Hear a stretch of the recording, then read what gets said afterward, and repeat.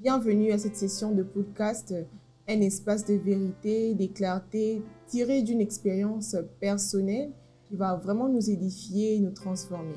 Bonjour, je suis Wani Vanessa. Bonjour, messieurs. Bonjour, maman Vanessa. Avant d'entrer dans le bain de votre expérience et votre histoire, peux-tu nous expliquer ou nous dire qui tu es réellement? Je suis une personne. Voilà. Je suis Bodel Bova. Je suis passionné de l'écriture. Voilà. Fils de Dieu. Surtout, j'aime cette précision. Fils de Dieu, serviteur de Dieu. Économiste en devenir. Voilà un peu inaperçu. Beaucoup de casquettes, hein, monsieur. Voilà. Bon. Alors, nous, avant de venir ici, ton sujet premier est ce que 2025 t'a enseigné. Alors, peux-tu nous dire qu'est-ce que 2025 t'a vraiment enseigné en quelques mots? Déjà, la Bible dit dans le livre de Proverbes, chapitre 27, le verset 1er, qu'elle ne te vante pas du lendemain, car tu ne sais pas ce qu'un jour peut affronter. Donc, c'est-à-dire, chaque jour produit quelque chose. Même si on ne sait pas si c'est bien ou c'est mauvais, mais ça produit quelque chose. Là, nous sommes sûrs, chaque jour, ça produit quelque chose. Alors, 2025, pour moi, ça n'a pas été juste une section de jours, ça n'a pas été juste 12 mois, ça a été une école. Mais une école sans tableau, sans pupitre, mais des leçons gravées dans l'âme. Donc, ça a été une année où Dieu m'a formé, Dieu m'a taillé, Dieu m'a appris beaucoup de choses. Alors, c'est pourquoi j'avais décidé de venir partager ce que Dieu a fait au travers de cette année pour me former. C'est pour cela qu'on a renommé cette session « Ce que 2025 m'a enseigné ». Ok, alors, partant, tu as bien dit que c'était une école pour toi. Voilà. Donc, on s'entend qu'il y avait plusieurs leçons que tu as assimilées en ces moments-là. Exactement. Est-ce que tu nous dire quelles sont les leçons qui ont captivé, qui ont fait de toi l'homme que tu es aujourd'hui? Déjà, je vais épingler quelque chose. Dans une école, pour que l'école soit école, il faudrait des leçons. Et il faudrait un donneur de leçons. Alors, dans cette école, Dieu était un donneur de leçons. Alors, il y a quelque chose que j'aime souligner. Dans l'école de Dieu, on ne choisit pas les leçons. Dieu peut t'enseigner à travers plusieurs situations. Vous voyez? Dieu peut t'enseigner à travers une réussite. Dieu peut t'enseigner à travers un échec. Vous voyez? Donc, tu ne choisis pas la leçon. Mais Dieu sait la leçon qu'il te faut pour ta destinée. Alors, la première leçon déjà que j'ai appris, c'est que Dieu m'a enseigné en 2025 et que 2025 m'a enseigné que la foi ne se déclare pas, elle s'éprouve. Vous voyez? Dans le livre de Jacques 2, la Bible dit la foi, si elle n'a pas des œuvres, est morte. Donc, c'est-à-dire, la foi, nous ne devons pas nous limiter à dire seulement que j'ai la foi, tu prophétises, tu parles la langue. Vous voyez, la foi, ça s'éprouve lorsque tout s'effondre. C'est par là que la foi se manifeste. C'est par là que se manifeste le véritable foi. Vous voyez, donc exactement c'est ça. La foi, on ne peut pas être là pour dire seulement j'ai la foi, j'ai la foi. Non, c'est lorsque tout va mal que nous activons la foi. C'est lorsque les choses ne marchent pas que nous activons cette foi. Alors la foi, en bref, pour terminer cette leçon, la foi c'est une conscience qu'on a de la possibilité des choses. Vous voyez? La foi c'est une conscience qui nous mène, que peu importe les problèmes, ça va marcher. Peu importe les problèmes, ça ira. Donc c'est ça la foi. Elle ne se déclare pas à tout le monde. J'ai la foi, j'ai la foi. Si tu as la foi, surmonte cette épreuve. Donc exactement c'est ça. Quel exemple peut-être dans ton parcours de l'année 2025, il y a beaucoup de choses, des successions de problèmes qui ont fait à ce que cette déclaration devienne vraiment réelle. Voilà. Alors, tu peux me donner quelques exemples, quelques faits de l'année passée qui prouvent réellement que la foi ne se déclare pas seulement, mais c'est aussi des œuvres que nous manifestons. Alors, la foi, elle ne se déclare pas, elle s'éprouve. 2025, j'avais lancé mon agence de communication, Bodel Group. Tout marchait bien au début. Après un moment, j'ai perdu le matériel, j'ai perdu l'argent que je devais payer pour le bureau, j'ai perdu mon téléphone. Alors, j'avais tout perdu. Alors, je me disais seulement, celui qui a commencé cette œuvre la rendra parfaite. J'étais en train, en fait, d'exercer cette foi. Pourquoi? Parce que les gens qui étaient autour de moi, s'il te plaît, me disaient, mais comment est-ce qu'on va faire? Il n'y a plus rien. Comment est-ce qu'on va continuer? Et non, pour les que je salis. J'ai répété cette phrase, que celui qui a commencé cette œuvre la rendra parfaite. Donc, c'était ça, la déclaration que je faisais. Et après, quand même, tu as vu des résultats par rapport à... Et quand même, parce que Dieu n'est pas un homme pour mentir. C'est que la Bible déclare, si tu crois, tu vas vivre cela. Et puis, après cela, j'ai vu la restauration de Dieu. Voilà, j'ai compris que ça, c'était une école, c'était une leçon. Vous voyez, c'était une leçon que Dieu est en train de m'apprendre.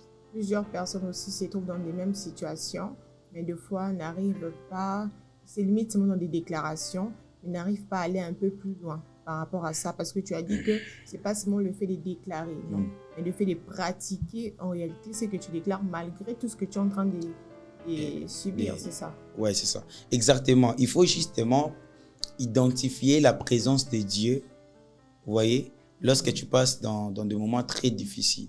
La Bible dit, Dieu ne laissera pas que nous soyons tentés au-delà de nos efforts. Donc justement, c'est quoi? Lorsque tu passes dans des moments très difficiles, étant qu'un enfant de Dieu, identifie ce que Dieu a besoin que tu prennes. Vous voyez? Pourquoi? Parce que si tu as du mal à identifier cela, j'aime une phrase que le docteur Atoms répète à chaque fois. Il dit, une leçon mal apprise sera reprise. Vous voyez? Mais lorsque tu passes dans une saison où tu passes dans des moments très difficiles, identifie juste la volonté de Dieu par rapport à cette situation. Vous voyez? Dès que tu identifies la volonté de Dieu, tu ne vas plus forcer. Tout ça va s'arranger. Donc que Dieu nous aide vraiment, surtout pour plusieurs qui passent par des moments compliqués. À identifier justement la volonté de Dieu. Et hormis cette expérience, quelle autre expérience encore que tu as vécue l'année passée? 2025 m'a appris aussi à dire non. À dire non pour dire oui à ma destinée, à ma mission. Nous sommes dans un monde où les gens veulent prendre notre temps. Tu vois, oui. Les gens ont tendance à nous proposer toujours des choses. Oui. Oui. Mais lorsque tu ne sais pas dire oui et dire non, tu vas gâcher ta destinée. Pourquoi? Dans notre destinée, il y a des choses qu'il faut faire, il y a des choses qu'il ne faut pas faire. C'est comme la consécration. La consécration n'est pas juste une phrase, des choses qu'on ne peut pas faire. Il y a aussi des choses à faire. Donc, c'est-à-dire, dire non à certaines choses, ça va te permettre à dire oui à certaines choses. Exactement. Pour ta propre destinée. Et surtout, quand tu dis oui à une saison qu'il ne fallait pas dire oui, tu peux perdre ta destinée, tu peux complètement détruire ta destinée. Donc, il y a des propositions dans la vie qu'on ne peut pas dire non. Donc, c'est à nous d'avoir la conscience d'abord de notre propre destinée. Exactement. Parce qu'il y a plusieurs qui ont dit oui, là on devait dire non. Exactement. Et cela a apporté de retard et beaucoup plus d'autres choses. Et toi, par la grâce de Dieu, quand même, selon ton expérience, quand même, tu as su dire non à la place qu'il fallait. C'est pourquoi je souhaite, par la grâce de Dieu, que chaque personne puisse être même capable de s'identifier En fait, quand tu sais qui tu es, tu ne peux pas faire tout. Quand tu sais que je dois prêcher, tu vas calculer tes moments de prière. Et pendant tes calculs-là, si quelqu'un vient te proposer quelque chose, tu ne vas pas aller. Parce que tu sais que telle heure, je vais prier. Donc, dès que tu sais qui tu es, selon le plan de Dieu, bien sûr. Voilà. Qui tu es selon le plan de Dieu. Et tu ne vas plus perdre le temps à dire oui à tout moment, à toute proposition. Donc, c'est aussi bien de dire non à certaines choses comme les péchés, voilà, des relations sans vision. Donc, voilà. Je profite encore à dire par rapport à ce que tu as dit que faut identifier la personne que tu es. Voilà. Cela te permet de dire non. Et des fois, nous sommes butés dans des situations, la chose n'est pas si mal que ça. Mais par rapport à ce que nous, on désire vraiment aller, là où nous désirons aller, nous devons vraiment faire autre chose par rapport à ça. Et je donne l'exemple, sortir n'est pas si mal que ça, non? C'est pas si mal, mais pour ta destinée, et si tu identifies au moins ta personne, tu peux annuler d'abord ou mettre de côté d'autres sorties pour pouvoir arriver quelque part. Justement, il faut savoir à quel moment placer oui et non. Okay. Oui, sortir, c'est pas mauvais. Mais tu ne peux pas sortir pendant que tu as des choses importantes à faire que ça. Donc, il faut justement identifier quand est-ce que je peux dire oui, quand est-ce que je peux dire non. Parce que je ne dis pas qu'il faut dire non à tout moment. Tu peux dire non à une proposition qui pourrait te propulser. Vous voyez, ça va causer des retards. Donc justement, il faut savoir quand est-ce qu'il faut dire non, quand est-ce qu'il faut dire oui. Alors pendant 2025, Dieu m'a appris à dire non au bon moment et à dire oui au bon moment. Donc au moment opportun. Très belle expérience, voilà. Hormis ça, il y a autre chose encore? Voilà. Okay. Il y a encore, j'avais noté ça. Il y a encore, Dieu reste fidèle même quand nous sommes infidèles. La fidélité de Dieu ne dépend pas de nous. La fidélité de Dieu ne dépend pas de notre position. Il est écrit, nous allons lire, 2 Timothée, chapitre 2, le verset 3, il est écrit, si nous arrive d'être infidèles, lui demeure fidèle. Donc, c'est-à-dire, la fidélité de Dieu ne dépend pas parce qu'on quitte une telle position, on a ça. Non. La fidélité de Dieu, c'est laver quelqu'un dans le péché. Bon, exactement, c'est ça Dieu. Dieu n'a pas besoin que nous puissions démontrer notre fidélité pour démontrer ça. Ce n'est pas une compétition avec Dieu. Il est fidèle par lui-même. Vous voyez? Il est fidèle parce qu'il est notre Père. Il est fidèle parce qu'il connaît nos faiblesses. Je pense que c'est ça. Il est fidèle parce qu'il connaît nos faiblesses. Et c'est lui qui peut nous donner la force. Il sait que si il ne manifeste pas sa fidélité, à qui nous allons puiser cette force? Donc Dieu demeure fidèle. Peu importe les problèmes, peu importe là où tu es, Dieu demeure fidèle. En 2025, j'étais aussi faible. Il y a des moments où j'avais dit, je ne vais plus servir Dieu, je vais arrêter parce que tout ne marchait pas. Mais Dieu était fidèle et il demeure toujours fidèle. Il était là même quand moi j'ai boudé, même quand, voilà. Mais il était là pour me protéger, il était là pour m'apprendre des choses. Donc, il est fidèle, peu importe le moment. Je profite aussi de ce que tu as dit par rapport à ce que moi, j'ai vécu aussi l'année passée, surtout au début. Je venais d'échouer, de problèmes par-ci, par-là. Donc, je me disais, Seigneur, tu m'as abandonné vraiment. Voilà. Et tout le temps, je pensais que Dieu allait me laisser, mais au fur et à mesure que j'avançais, je vivais la fidélité de Dieu. Et j'ai compris que quand Dieu vraiment dit qu'il est fidèle, il est vraiment fidèle. Plusieurs moments, j'étais dans des moments, plusieurs temps, j'étais dans des moments où je n'arrivais même plus à me relever. Je ne croyais même plus que j'étais encore enfant de Dieu. Je pensais même que mais lorsque je pensais que c'était comme ça, c'est après que j'avais une révélation autre de Dieu dans ma vie. Donc, 2025 nous a vraiment appris beaucoup de choses. Vraiment. Donc, ce n'est pas notre performance qui détermine la fidélité de Dieu. Il est fidèle parce que c'est sa nature.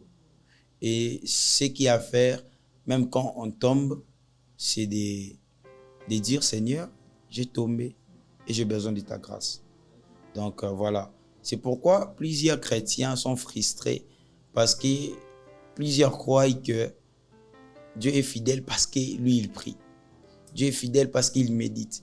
Bien aimé, même quand tu ne médites pas, même quand tu ne pries pas, Amen. Dieu reste fidèle. Amen. Il est fidèle par sa nature.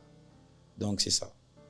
Donc, des fois aussi, nous, on aime comparer la fidélité de Dieu par rapport à ce que nous faisons. À notre performance, à notre travail. Voilà. Alors qu'il est ce qu'il est par lui-même. Et ça n'a rien à voir avec lui.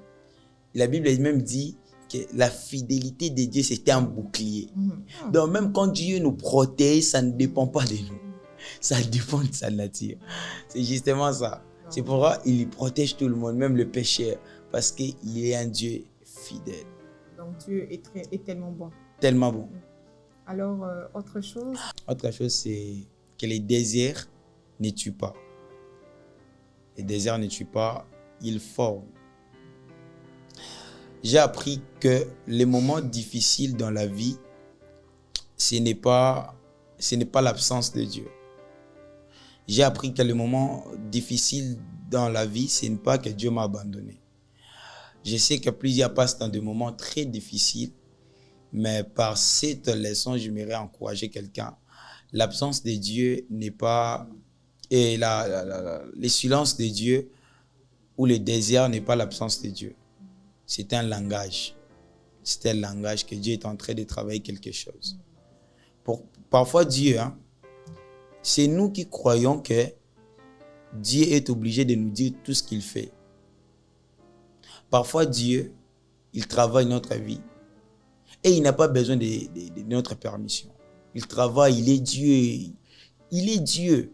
Quand on comprend qu'il est notre Dieu, et même sa fidélité, tout ce qu'il fait, ça ne dépend pas d'abord de nous. C'est lié à sa nature. Alors, Dieu, il y a des moments où tu peux vivre, tu peux passer dans des moments où Dieu ne te parle pas, tu pries, tu ne sens rien. Cela ne signifie pas que Dieu t'a abandonné. Il est en train de faire peut-être quelque chose. C'est justement, nous devons travailler notre manière de comprendre Dieu. Pourquoi? Parce qu'on a tendance de dire Dieu a parlé parce qu'il a utilisé la voix audible. Même dans le silence, il parle. Alors Dieu utilise aussi le silence pour nous signaler qu'il est là. Dans les déserts, dans les moments difficiles, il est là. Il est écrit qu'il ne permettra jamais que nous soyons tentés au-delà de nos efforts. Alors, identifions cette leçon. N'oublions pas qu'une leçon mal apprise sera reprise. Si tu ne sais pas identifier la présence de Dieu dans ces silences, dans ces moments difficiles ne passeront pas. On ne passe pas à l'école de Dieu parce que tu as réussi, mais parce que tu as compris la leçon. Je crois que cette manière de comprendre et d'expliquer ton expérience va permettre à plusieurs d'anticiper le temps et de gagner le temps en fait. C'est exactement. Et de développer leur manière de penser. Tu sais, tout se passe dans la tête. Voilà. Il y a des fois, et le vécu c'est différent. Tu viens de dire quelque chose pareil. Le vécu diffère. Le vécu c'est différent. C'est-à-dire, moi ce que j'ai vécu et toi c'est différent. Il y a des fois, tu as dit que le désir ne tue pas. Mais il y a des fois, pour moi ça me tue. Donc plus je ne suis pas consciente que Dieu est avec moi, plus je crois que je suis déjà mort dans Tikingai et autres. Mais c'est à nous, de fois, de développer notre manière aussi de penser. Parce que Dieu se sert aussi de notre manière de penser. Plus tu es faible dans ce sens-là, plus tu crois seulement que Makamarozo comme là-haut, c'est vraiment très difficile. C'est pour cela qu'il faut prendre Dieu comme un père. Il ne faut pas prendre Dieu comme Dieu parce que tu ne vas pas comprendre. Quand tu prends Dieu comme Dieu, il sera grand pour toi. Okay. Il sera tellement grand que tu ne peux pas que tu ne peux pas comprendre. Mais quand on prend Dieu comme Père, c'est facile d'identifier ses langages. Vous voyez, même dans le silence, on sait qu'il est là. Même dans des moments très difficiles, on sait qu'il est là.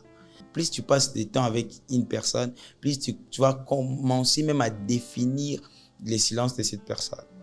Alors, quand Dieu permet que nous puissions passer dans le désert, j'aimerais dire c'est pour ajuster notre valeur. C'est comme or, ça passe dans le fer. Vous voyez? Et tu vois, est-ce que tu imagines?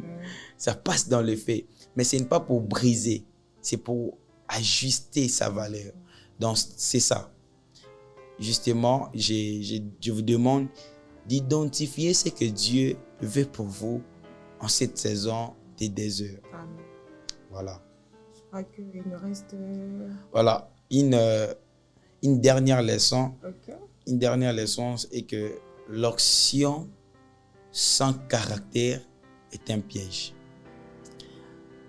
L'action sans caractère est un piège. Pourquoi? Parce que j'ai compris, Dieu m'a appris en 2025, Baudel, ton ministère ne commence pas avec le micro. Ton ministère commence en genoux, commence à ce que tu fais en privé. Aujourd'hui, nous avons des chrétiens, excusez-moi, nous avons des chrétiens qui donnent une bonne image à l'extérieur, mais à l'intérieur sont frustrés. À l'intérieur sont frustrés. Alors, tu ne peux pas bien travailler. Donc, c'est-à-dire quoi? L'action commence et l'action sans caractère est un piège. Donc, c'est-à-dire, nous devons commencer à aiguiser d'abord notre caractère. Vous voyez? Parce que l'action ouvre des portes, mais c'est le caractère qui maintient. Vous voyez? Tu peux avoir l'action, mais lorsque tu n'as pas peut-être la maîtrise de soi. Ouais. Lorsque tu n'es pas peut-être discipliné, toutes ces choses-là, ça donne la force à l'action. Donc, ce que j'ai appris, c'est ça. Donc, il faut plus tailler notre caractère et puis demander l'action. Pourquoi? Parce qu'on risque de voir des hommes remplis d'action, mais impolis, orgueilleux, avec des sales langages, qui ne sait pas. Voilà, c'est juste ça. Je bénis le Seigneur pour ton expérience. En Amen. tout cas, cela m'a permis personnellement à développer mon mental, en manière de réfléchir. Voilà. Surtout la fin, comme tu as dit que l'ancien sans caractère, donc je dois aiguiser vraiment mon caractère. Et plus je vois plus loin, plus je dois encore aiguiser et forger mon caractère afin que cela donne de la force à l'onction. Et j'ai aimé autre chose que tu as parlé du désert. Ça m'a vraiment touché. Je crois que par la grâce de Dieu, cette année 2026, pas seulement pour moi et pour les autres personnes, ce sera une bonne année partant de ton expérience. Exactement. C'est notre souhait, c'est notre mission de chaque jour, c'est édifier le peuple de Dieu à travers la parole de Dieu.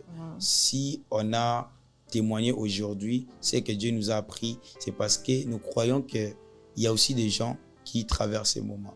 Alors, il est très, très important de partager ton expérience. Donc, nous sommes justement les étendards de ce que Dieu fait dans nos vies.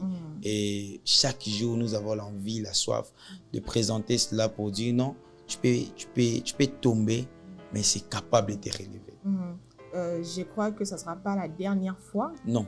Donc, on va encore se retrouver à la prochaine session. À la prochaine session. Merci beaucoup.